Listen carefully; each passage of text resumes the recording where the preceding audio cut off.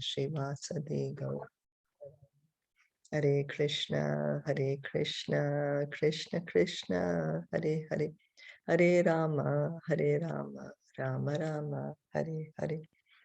We continue reading from Srimad Bhagavatam Canto 3, Chapter 27, Text 25. Yathahi pratibhuddhasya prasvapo bhav anarthabhrit eva sa pratibhuddhasya navai mohaya kalpate. Translation and purport by His Divine Grace, A.C. Bhaktivedanta Swami Srila Prabhupada. In the dreaming state, one's consciousness is almost covered and one sees many inauspicious things. Sorry. But when one is awakened and fully conscious, such inauspicious things cannot bewilder him. In the condition of dreaming, when one's consciousness is almost covered, one may see many unfavorable things which cause disturbance or anxiety. But upon awakening, although he remembers what happened in the dream, he is not disturbed. Similarly, the position of self-realization or understanding one's real relationship with the Supreme Lord makes one completely satisfied, and the three modes of material nature, which are the cause of all disturbances, cannot affect him. So we have had the experience. Sometimes you might be having a nightmare, and it's really uncomfortable at that time for us to be in that situation. But once we come out of it, we wake up. So the dream is not there, the nightmare is not there anymore. Although we may remember it, we will remember it. But then we are no more anxious because we have awakened. Now we understood, or then we have understood, oh, it was just a nightmare. So same liberation, understanding one's relationship with God is compared to awakening. Otherwise, we are dreaming. We are dreaming. In the night, we are having night dreams. In the day, it's a daydream. We are thinking, I'm this body, this is my name, this is my activity, this is my duty, this is mine, all this belongs to me. But all this is a daydream. So when one wakes up and understands one's relationship with God, then one becomes completely satisfied. Why? Because that's the natural position. That's the natural position. And at that stage, the three modes of material nature have no effect on the living entity. So just today morning, we were having our Bhakti Vaibhav class. And then we are also at this section of Kapila Shiksha and the Bhakti Vaibhav. So we were reading text, the chapter 26, in which Lord Kapila Dev, how he is again explaining the creation. So our teacher was explaining that how this whole material world, everything that we are seeing is a product of these three modes of material nature. Everything, what we are seeing, what we eat, what we speak, everything is a product of these three modes of nature. And that's the reason it is very difficult for us to come out of the grip of these three modes of nature. If we try it by ourselves, we cannot come out of it. We can't, because everything is built on these three modes of nature. Everything is based, the whole material world is controlled by these three modes of nature. So for us, it's impossible by ourselves to come out of it. You know, if we are tightly bound by our hands and legs, we can't free ourselves. But if someone is free, then he can help us open the ropes. So similarly, the only way we can become free is when we surrender to Krishna. When we surrender to Krishna, when we take shelter of his bona fide representative, the spiritual master, then becomes the process of freeing ourselves from these modes of nature. And it will bring us to the position at one point of time where we are completely freed from the effect of these modes. Then there is no more then there is no suffering because the modes are not disturbing them. So at that state is Shuddha Sattva, Shuddha, no material goodness also, pure goodness. In contaminated consciousness, one sees everything to be for his own enjoyment, but in pure consciousness or Krishna consciousness, he sees that everything exists for the enjoyment of the Supreme Enjoyer. That is the difference between the dream state and wakefulness. So we are called right now in our material condition, we are called dreaming. And that condition is why? Because we are thinking, I'm God. I'm God. I'm independent. Everything that I see is for my enjoyment. But the real position is, the real liberated position is everything belongs to God. Everything exists for the pleasure of God. I exist for the pleasure of God. And that is wakefulness. That is being awake. The state of contaminated consciousness is compared to dream consciousness, and Krishna consciousness is compared to awakened stage of life. So when we really wake up, I am an eternal servant of Krishna. That is being awake, really, truly. Then we have understood our identity. We've understood that, oh, I'm not this body. I'm not the body at all. Actually, as stated in Bhagavad Gita, the only absolute enjoyer is Krishna. One who can understand that Krishna is the proprietor of all the three worlds and that he's the friend of everyone, is peaceful and independent. So Krishna says in Bhagavad Gita, chapter 5, text 29, Bhuktaram yagya tapasam sarvaloka maheshwaram. Bhuktaram yagya tapasam sarvaloke maheshwaram surit sarvabhutanam gyatva mam shanti richati. That I am the controller of this entire world, or everything belongs to me. Everything belongs to me. The demigods also belong to me. And I am the benefactor of everyone, Krishna is saying. He's saying, I am the best friend of everyone. And if someone can understand it, then that person will become peaceful and happy. And Prabhupada used to call it the peace formula. Prabhupada used to call this is the peace formula. When we understand that God is my best friend, everything belongs to God. God is the only enjoyer. He's the absolute enjoyer. So Krishna is my best friend. My best friend and the best friend of everyone else. And everyone and everything belongs to Krishna. And Krishna is the absolute enjoyer. So that brings one to peace and independent.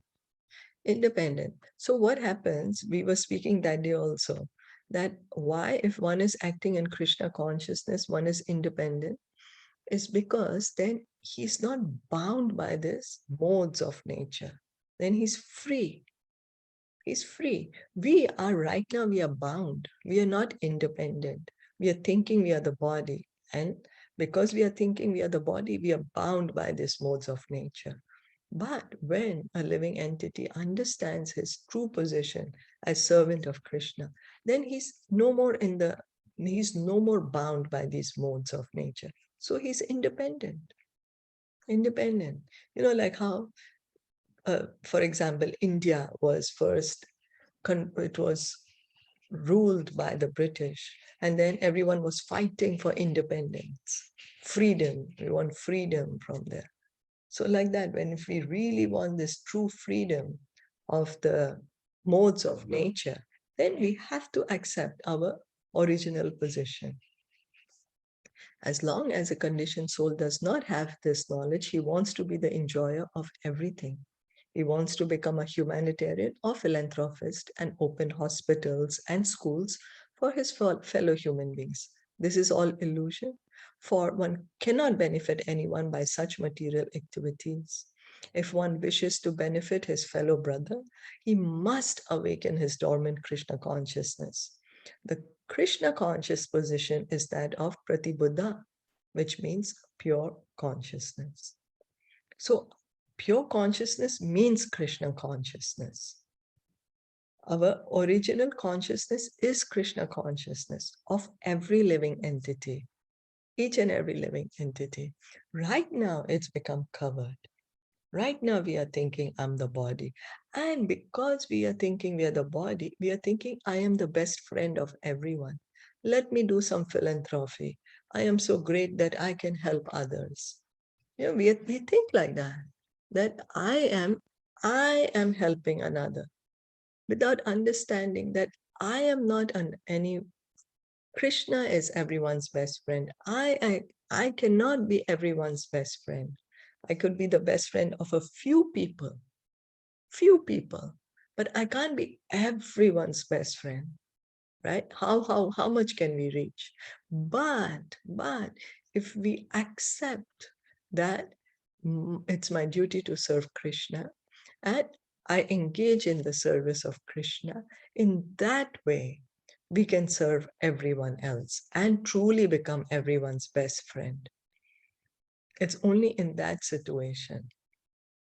So So is that's the it reason. like, sorry, yeah, sorry. Yes. So is it No, no, please.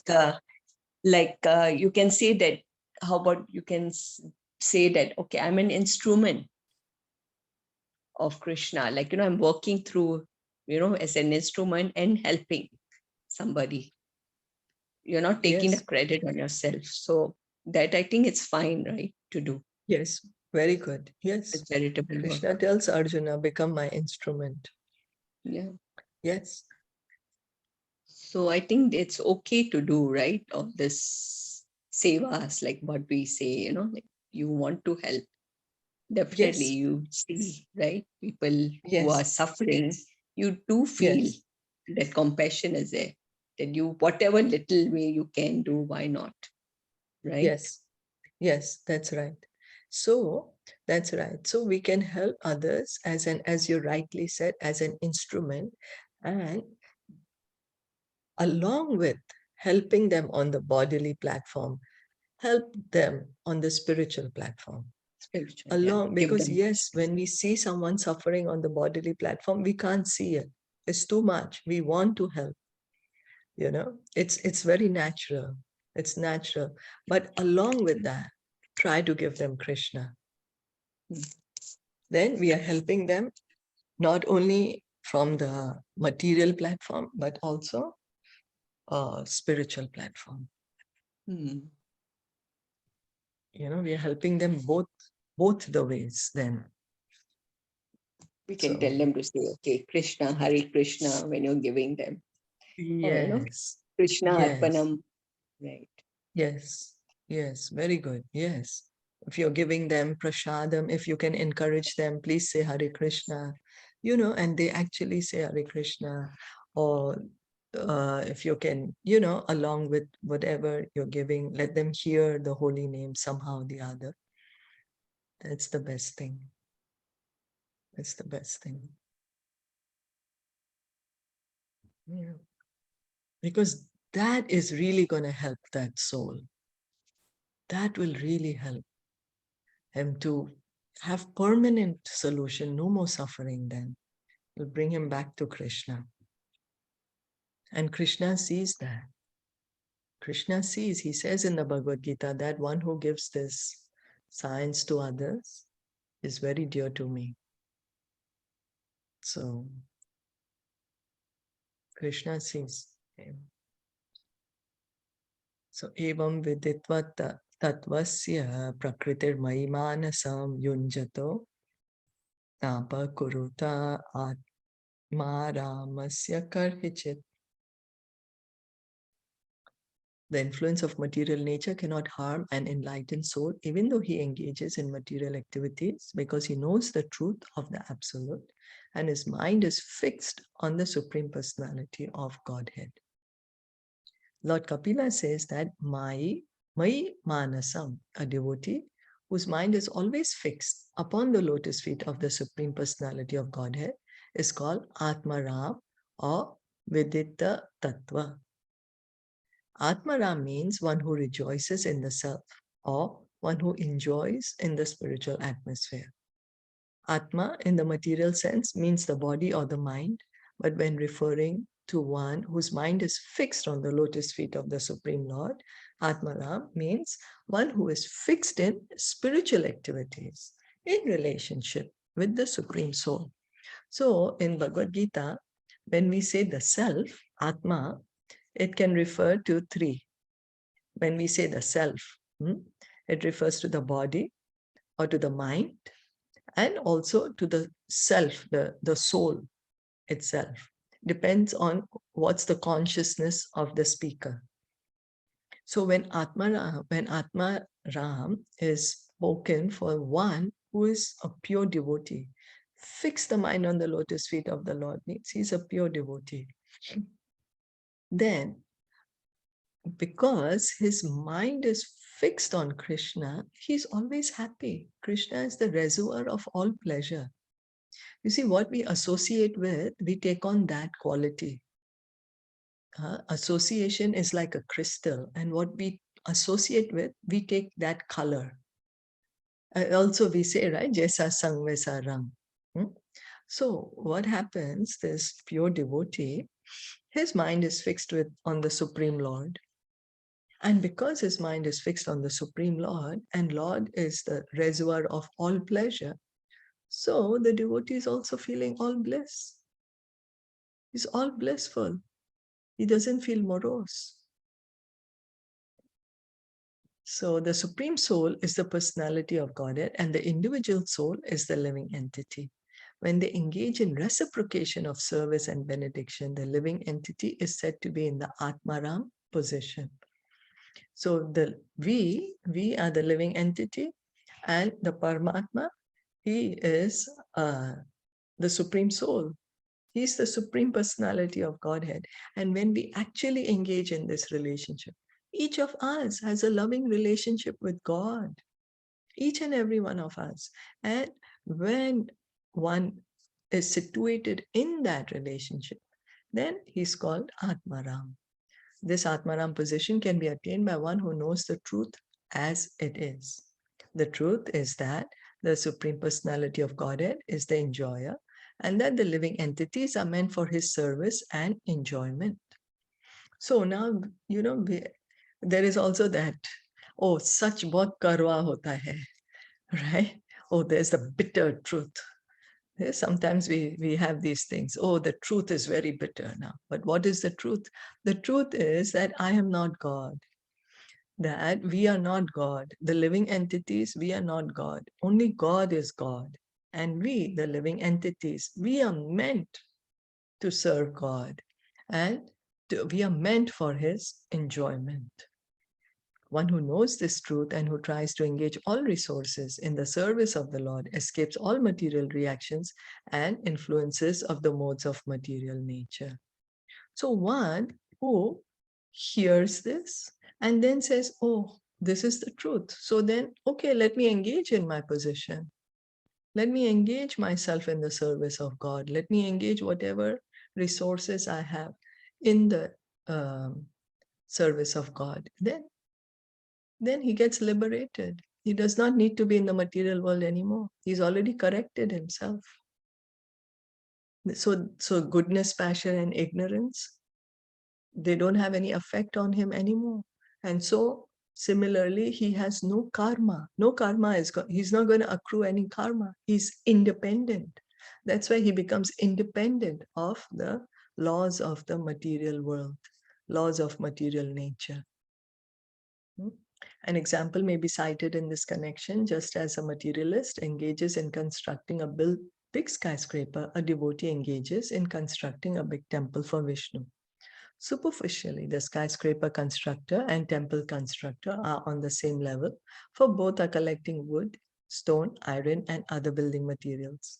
But the person who constructs a skyscraper is a materialist, and the person who constructs a temple of Vishnu is Atmaram. The materialist tries to satisfy himself in relation to his body by constructing a skyscraper.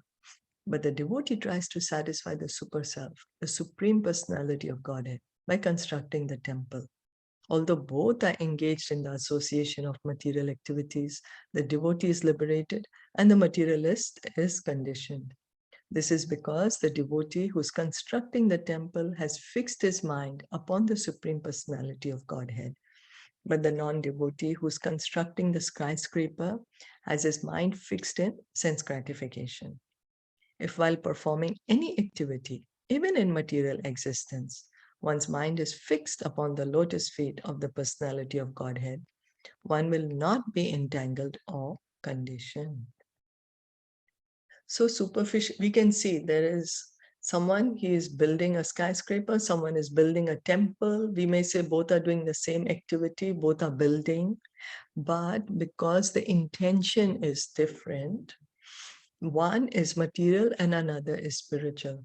Because one, the intention is, I'm going to enjoy with this building, means I still want to hang around here, means I still consider myself that I'm the body and that I want to engage in sense gratification. So my desire is still there. So I'm going to get karma for it. That means I'm still under the laws of material nature. On the other hand, the devotee, he's building for the pleasure of Krishna. He's building a temple. So because his consciousness is, I'm doing this for the pleasure of Krishna, so it's a liberated consciousness. He's already on the liberated platform. He's understood. I'm not the body. I don't need to enjoy these senses. Everything belongs to Krishna. I'm working for the satisfaction of Krishna. So he has no karma. Then the modes of nature don't affect him. And so he's independent and he's liberated. The worker in devotional service in full Krishna consciousness is always independent of the influence of material nature. So fully Krishna conscious means he's completely understood. I am not this body. I'm an eternal servant of Krishna. I'm eternal part and parcel of Krishna. I have a loving relationship with Krishna. Then he's independent. As we said, independent of what? Of the laws of material nature. There is the goodness, passion, and ignorance don't affect him any at all. You know, we can be sometime in the mode of goodness. After some time, we can become so passionate and then immediately get so ignorant. You know, so that's how the modes keep affecting us. But a pure devotee is fully Krishna conscious. He's above the modes. They don't affect him. That's why he's called independent. Independent. He's understood his position as eternal servant of God. That is liberation. That is liberation. That is real liberation. Understanding our real position. Is that okay? Yes. So he's Did you want to Atmarama. add? Right. Yeah. That's So right. he's independent of the modes of material nature, but he's dependent on Krishna. That's correct? right. That's right. Yes. That's exactly the point. Yes. Right. Mhm. Very nice. So we'll end here for today then. Yeah. Srimad Bhagavatam ki jai, Shilpa Prabhupada ki jai, Gaur Bhakta Vrinda ki jai. Hare Krishna. Hare Hare Krishna. Bol. Hare Bol.